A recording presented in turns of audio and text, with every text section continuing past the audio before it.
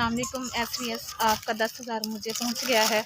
आप मेरे यतीम बच्चों का सहारा बने हुए हैं। आपके दिए हुए पैसों से मेरे बच्चों के दूध का खर्चा पूरा होता है। आप ना होते तो पता नहीं हमारा क्या होता।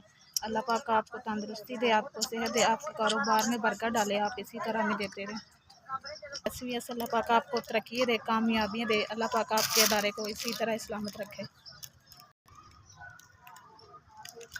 अस्सलाम वालेकुम। SVS तुसीं मेरे दोतरिया का खर्चा चुक्या है। अल्लाह हुण तंदुरुस्ती देवे, कारोबार च तरक्कियां देवे, कामयाबियां देवे।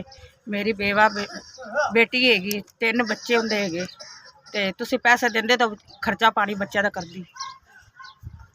अल्लाह पाक तुहानूं सलामत रखे, दारा वसदा रहे। अल्लाह तुहानूं तरक्कियां देवे ते कामयाबियां देवे ते दारा वसदा ही रहे।